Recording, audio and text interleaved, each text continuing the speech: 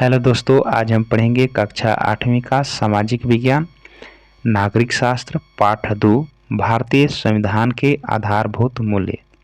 इसमें जितने भी क्वेश्चन है सभी के सभी इम्पोर्टेंट क्वेश्चन है, तो शुरू से अंत तक का वीडियो में बने रहिए और बताइए कैसा आपको प्रश्न ये लगा। देखते हैं इसका पहला क्वेश्चन से। देखिए इसका पहला क्वेश्चन है, भारतीय संविधान का 42वां संशोधन कब हुआ। पहला ऑप्शन है 1972, दूसरा ऑप्शन है 1974, तीसरा ऑप्शन है 1976 और चौथा ऑप्शन है इनमें से कोई नहीं। इसका सही जवाब हो जाएगा ऑप्शन नंबर 3, 1976 ईस्वी। अगला क्वेश्चन देखते हैं। अगला क्वेश्चन देखिए क्या कहता है कि भारत की प्रथम महिला प्रधानमंत्री कौन थी। पहला ऑप्शन है श्रीमती इंदिरा गांधी, दूसरा सरोजिनी नायडू, तीसरा कस्तूरबा गांधी और चौथा प्रतिभा सिंह पाटिल। इसका क्या सही जवाब हो जाएगा, ऑप्शन नंबर 1 हो जाएगा श्रीमती इंदिरा गांधी। अगला क्वेश्चन देखते हैं। अगला क्वेश्चन देखिए, स्वतंत्रता दिवस की अवसर पर लाल किले पर झंडा कौन फहराते हैं। पहला ऑप्शन है राष्ट्रपति, दूसरा प्रधानमंत्री, तीसरा वित्त मंत्री, चौथा ऑप्शन है शिक्षा मंत्री। इसका क्या सही जवाब हो जाएगा, तो ऑप्शन नंबर 2 सही हो जाएगा प्रधानमंत्री। लाल किले पर स्वतंत्रता दिवस के शुभ अवसर पर प्रधानमंत्री झंडा फहराते हैं, याद रखना है लाल किले पर। देखते हैं इसका अगला क्वेश्चन। क्वेश्चन नंबर 4 देखिए, भारत एक संप्रभु राष्ट्र कब बना। पहला ऑप्शन है 1950, दूसरा 1949, तीसरा 1947, चौथा ऑप्शन है इनमें से कोई नहीं। इसका सही जवाब हो जाएगा ऑप्शन नंबर 1 1950, 26 जनवरी 1950। ठीक है, तो ऑप्शन नंबर 1 सही हो जाएगा। अगला क्वेश्चन देखिए। अगला क्वेश्चन इसमें क्या कहता है कि स्वतंत्रता दिवस के अवसर पर हमारे देश के प्रधानमंत्री द्वारा झंडा कहाँ फहराया जाता है। तो ऊपर में इसका चर्चा कर चुके हैं, तो आपका आंसर भी मालूम होगा। पहला ऑप्शन है कुतुब मीनार, दूसरा लाल किला, तीसरा संसद भवन और चौथा है इनमें से कोई नहीं। तो इसका क्या सही जवाब हो जाएगा, ऑप्शन नंबर 2 लाल किला हो जाएगा। याद हो गया होगा। अगला क्वेश्चन देखते हैं। यहाँ पर देखिए 17वीं लोकसभा के लिए भारत में आम चुनाव कब हुए थे। ठीक है, पहला ऑप्शन है 2014, दूसरा है 2016, तीसरा है 2019 और चौथा ऑप्शन है 2020। जैसा कि यहाँ पर दिख रहा होगा, चौथा ऑप्शन कट गया है। यहाँ पर देखिए 2020, तो यहाँ पर लिख दे रहे हैं चौथा ऑप्शन है 2020। अब बताइए कौन सा सही हो जाएगा। तो इसका सही जवाब हो जाएगा ऑप्शन नंबर 3 2019।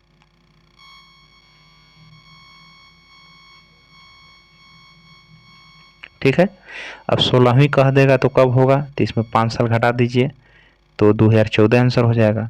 ठीक है, क्योंकि 5 साल बाद इसका चुनाव होता है, तो अगर यहाँ 16वीं पूछेगा तो 2014 हो जाता। अगला क्वेश्चन देखते हैं। क्वेश्चन नंबर 7 देखिए, भारतीय संविधान की प्रस्तावना में समाजवाद शब्द किस संशोधन द्वारा जोड़ा गया है। पहला ऑप्शन है 1942, दूसरा 1946, तीसरा 1976 और चौथा है इनमें से कोई नहीं। इसका सही जवाब क्या हो जाएगा, तो इसका सही जवाब हो जाएगा ऑप्शन नंबर पहला 1942वें संशोधन। ठीक है, तो आपको ऐसे याद रखना है कि 42वें संशोधन यानी 1976 में आपको 3 शब्द को जोड़ा गया है। एक तो हुआ पंथ निरपेक्ष, दूसरा हुआ समाजवाद या समाजवादी और तीसरा है अखंडता। ठीक है, तो समाजवाद के साथ साथ आपको याद क्या क्या रखना है कि 42वें संशोधन में क्या क्या हुआ 1976 में, तो पंथ निरपेक्ष, समाजवादी और अखंडता। ठीक है, तो ऑप्शन नंबर आपका यहाँ 1 सही हो जाएगा 42वें। अगला क्वेश्चन देखते हैं। यहाँ पर देखिए है कि वर्तमान समय में भारत के राष्ट्रपति कौन है, यानी अभी जो तत्काल 2024 में अभी जो वीडियो बना रहे हैं 2024 में बना रहे हैं। ठीक है, तो ये 2024 में यानी हम अक्टूबर 2024 में वीडियो बना रहे हैं, तो 2024 में भी वर्तमान में कौन अब राष्ट्रपति हैं आपको बताना है। फर्स्ट वाला है राम नाथ कोविंद, दूसरा है डॉक्टर राजेंद्र प्रसाद, तीसरा श्रीमती द्रौपदी मुर्मू और चौथा है श्रीमती प्रतिभा सिंह पाटिल। तो वर्तमान यानी पूछ रहा है कि अभी कौन में है, तो आपका सही जवाब हो जाएगा option number 3, Shrimati Draupadi Murmu. Option number 3 सही होगा। देखते हैं इसका अगला क्वेश्चन।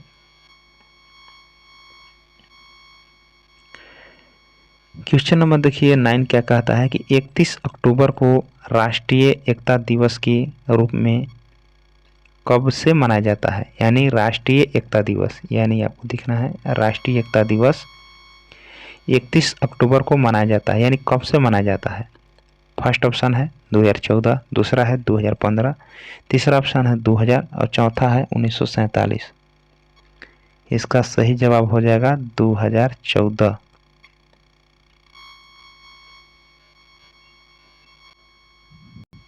देखिए क्वेश्चन नंबर 10 देखिए, क्वेश्चन नंबर 10 क्या कहता है कि भारत का बिस्मार्क किसे कहा जाता है।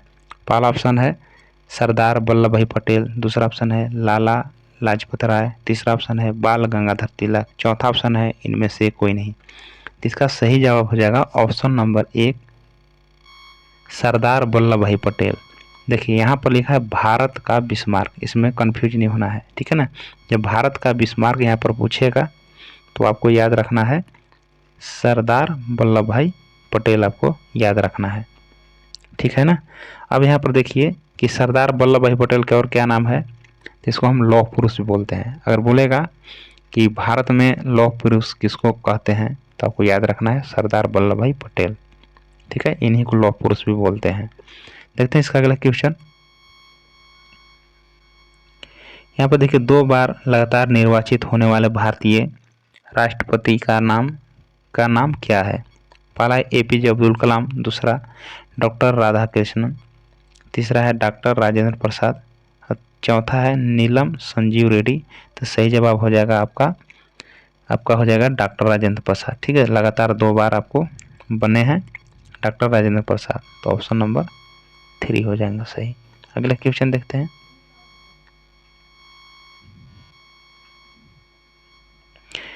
भाषण तथा अभिव्यक्ति की स्वतंत्रता संविधान की किस अनुच्छेद द्वारा प्रदान किया गया है। यानी भाषण और अभिव्यक्ति किस अनुच्छेद में ये वर्णन किया गया है, तो आपको बताना है।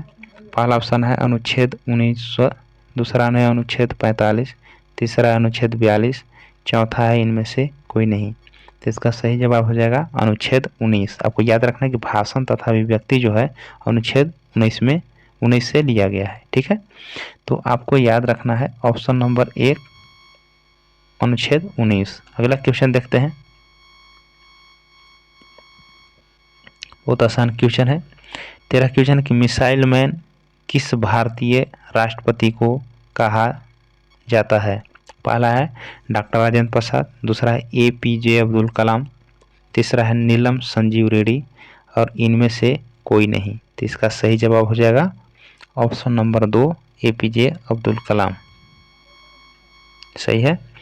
और नीलम संजीव रेड्डी के बारे में बता दें कि आपको अगर आएगा कि नीलम संजीव रेड्डी क्या है, तो आपको याद रखना है कि निर्विरोध राष्ट्रपति चुने जाने वाले प्रथम व्यक्ति थे, ठीक है, नीलम रेड्डी। चलिए क्वेश्चन देखते हैं। इनमें से कौन भारतीय संविधान के आधारभूत मूल्य है। पहला समाजवाद, दूसरा धर्मनिरपेक्ष, तीसरा है लोकतंत्र और चौथा है सभी। तो ऑप्शन नंबर यहाँ पर 4 सही हो जाएंगे,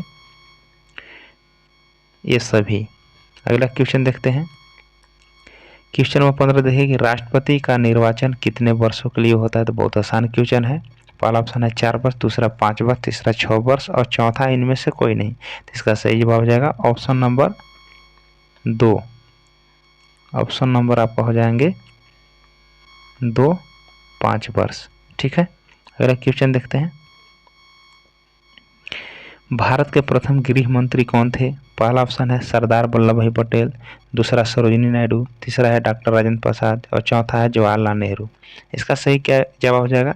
तो भारत के प्रथम गृह मंत्री कौन थे, तो सरदार वल्लभ भाई पटेल, जिनको हम लौह पुरुष के नाम से जाना जाता है, ठीक है। अब भारत के बिस्मार्क भी बोलते हैं, तो आपको बढ़िया से याद रख लेना है। आपका ऑप्शन नंबर 1 सही हो जाएगा, सरदार वल्लभ भाई पटेल। इनको क्या क्या बोलते हैं, भारत का बिस्मार्क भी कहते हैं और इनको लौह पुरुष भी बोलते हैं, ठीक है। अगर बोलेगा कि लौह पुरुष किसको बोलते हैं तो आपको याद रखना है सरदार वल्लभ भाई पटेल। और भारत का बिस्मार्क किसे कहा जाता है तब भी याद रखना है सरदार वल्लभ भाई पटेल, जो भारत के प्रथम गृह मंत्री भी थे। ठीक है, अगला क्वेश्चन देखते हैं। यहाँ पर क्वेश्चन है कि भारत के प्रथम राष्ट्रपति कौन थे, तो बहुत आसान है।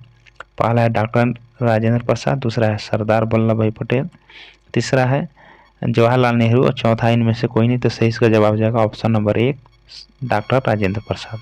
ठीक है, अगला क्वेश्चन देखते हैं। भारत के प्रथम प्रधानमंत्री कौन थे, बहुत आसान क्वेश्चन है।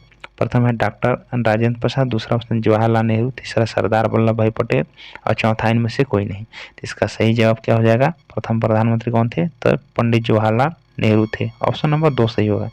और डॉक्टर राजेंद्र प्रसाद कौन थे, तो भारत के प्रथम राष्ट्रपति थे। और सरदार वल्लभ भाई पटेल कौन थे, तो भारत के प्रथम गृह मंत्री थे। अगला क्वेश्चन देखते हैं। भारत का प्रथम उपराष्ट्रपति कौन थे। ठीक है, तो आपको यहाँ पर ऑप्शन कट गया है तो आपको याद रखना है। आगे देख लेते हैं। पहला ऑप्शन है डॉक्टर सर्वपल्ली राधाकृष्णन, दूसरा है डॉक्टर राजेंद्र प्रसाद, तीसरा है जवाहरलाल नेहरू और चौथा इनमें से कोई नहीं। तो सही इसका जवाब हो जाएगा option number 1 doctor Sarvepalli Radhakrishnan. खूब बढ़िया से हम लोग जानते हैं कि ये जो हैं 2 बार उपराष्ट्रपति रह चुके हैं, 1 बार राष्ट्रपति भी रह चुके हैं। और इन्हीं के जन्म दिवस के शुभ अवसर पर हम लोग क्या मनाते हैं, शिक्षक दिवस मनाते हैं। ठीक है, 5 सितंबर को याद रखना है। अगला क्वेश्चन देखते हैं। यहाँ पर देखिए है रिक्त स्थानों की पूर्ति कीजिए, यानी दूसरा जो आपका जो चैप्टर है उसमें जो खाली स्थानों को जो भरना है उसको हम ले लिए हैं। देखिए आपको मिलेगा वहाँ पर। तो देखिए पहला आपका है, यहाँ पर देखिए रिक्त स्थानों की पूर्ति कीजिए। देखिए पहला है खाली स्थान को भारत एक संप्रभु राष्ट्र बन गया, तो आपको बताया गया था। ठीक है, तो इसको आपको याद रखना है कब हमारा भारत एक संप्रभु राष्ट्र बन गया, तो याद रखना है 26 जनवरी 1950 ईस्वी को। ठीक है, यानी भारत एक संप्रभु राष्ट्र कब बना, तो 26 जनवरी 1950 को आपको याद रखना है। इसका अगला क्वेश्चन देखते हैं। क्वेश्चन नंबर 2 देख लीजिए आप। 2 क्या कहता है, भारत का संविधान किसी धर्म या पंथ को प्रोत्साहन खाली स्थान है, यानी आपको भराएगा इसमें नहीं देता है ना, नहीं देता है। तो भारत का संविधान किसी धर्म या पंथ को प्रोत्साहन नहीं देता है। इसका क्वेश्चन नंबर 2 हो गया। अगला क्वेश्चन देखते हैं। क्वेश्चन नंबर 3 देख लीजिए।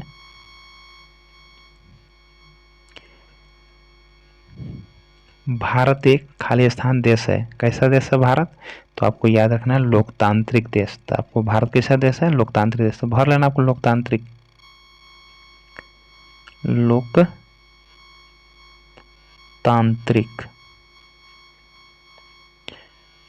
ठीक है, भारत एक लोकतांत्रिक देश है, लोकतंत्र देश है। ठीक है, अगला क्वेश्चन देखते हैं। क्वेश्चन नंबर देखिए 4 क्या कहता है कि खाली स्थान वी लोकसभा गठित करने के लिए 2014 में चुनाव हुए थे। तो हम पढ़े थे उस क्वेश्चन में कि 2019 में कौन था, तो 17वीं था। तो 2014 में क्या होना चाहिए, यहाँ 16वीं भरा जाएगा। 16वीं लोकसभा गठित करने के लिए 2014 में चुनाव हुए थे। अगर एक आप याद करें तो सब आप बना सकते हैं।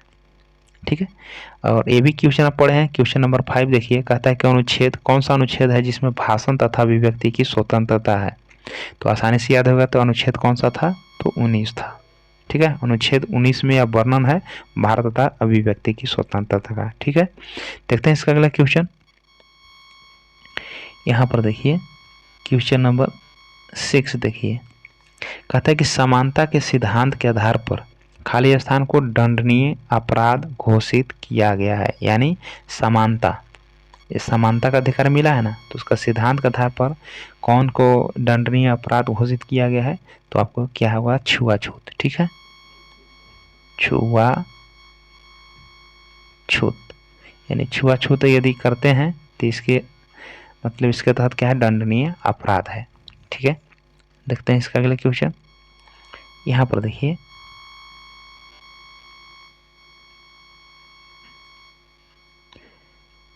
क्वेश्चन नंबर 7 देखिए, अनुच्छेद खाली स्थान के अंतर्गत सभी नागरिकों का यह कर्तव्य है कि भारत की संप्रभुता, एकता व अखंडता की रक्षा करें। कौन सा अनुच्छेद है जिसमें ये कहा गया कि भारत की संप्रभुता, एकता व अखंडता की रक्षा करें? तो आपको आर्टिकल जो है ये क्या है, 51 क है, याद करना है 51